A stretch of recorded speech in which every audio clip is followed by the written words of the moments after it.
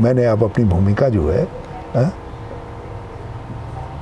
Backup backup कहने वाली, hurray hurray कहने वाली की बना ली है। हाँ। तो यदि पार्टी समझेगी कि हरीश रावत से हुर्रे हुर्रे कहलवाना है, बकअप बकअप कहलवाना है, तो मेरा उपयोग कर लेंगे। नहीं समझेंगे तो कोई बात नहीं, कोई बात नहीं। पार्टी ने बहुत दिया है, उसी में आनंदित रहेंगे, बहुत आनंद, उसमें आनंदित रहेंगे। यदि पार्टी ये समझेगी कि इनके बच्चों की ज़रूरत है तो उनको किसी को रास्ते पर लगाएगी, लड़कों को किसी को लगाएगी। तो वो सेवा ट्रेन करके मैंने रखा है।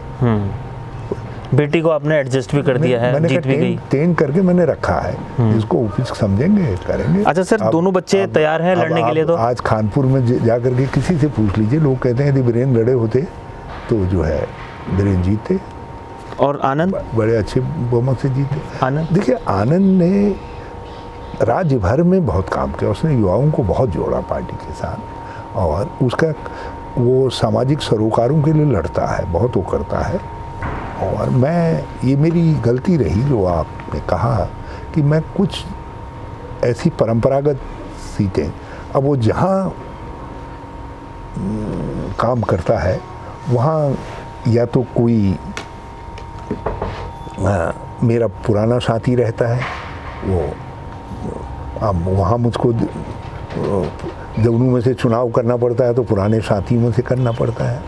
अच्छा, और नए कई जगह पार्टी के चुनाव के लिए, इस बार 2017 में था, उसने जसपुर में बहुत काम किया था लोगों के बीच में, तो स्वाभाविक रूप से वो दावेदार हो सकता था। लेकिन वहाँ मैं इलेक्टोरल कारणों से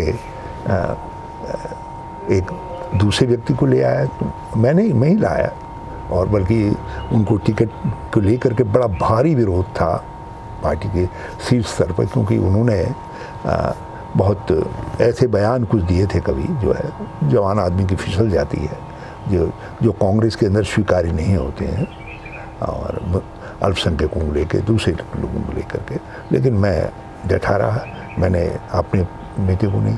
और 2002 में मैंने गलती ये की कि यूकेडी को आत्मसात करने के लिए, ये संदेश देने के लिए कि हमारे साथ राज्य आंदोलन की ताकतें हैं, जो मेरी घर की सीट थी रानीखेत कैसेन की, वो मैंने जो है प्रताप सिंह बिस्ट जी को कांग्रेस में ला करके उनको एमएलए बना करके दे दी।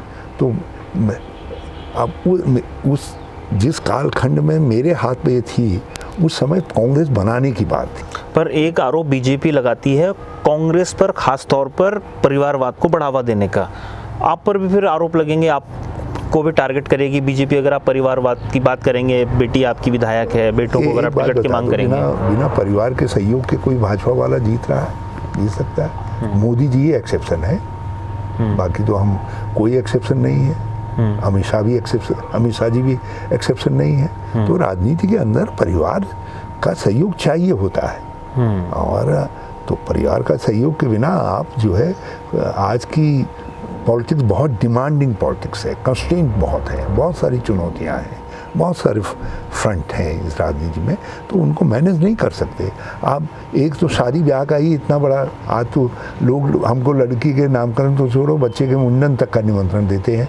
आप न जाइए तो आप अच्छे समाजसेवी नहीं हैं, तो आपको रामलीला में जाना पड़ता है, दुख सुख में जाना पड़ता है, सब ये है राजनीतिक जीवन का। तो उसके लिए आपको बहुत सारे लोगों को इंगेज करना पड़ता है, और आप लोग ये चाहते हैं नहीं ये आए या इसका अंश आए, प्रतिनिधि कोई ना कोई आना चाहिए। हाँ, परिवार का।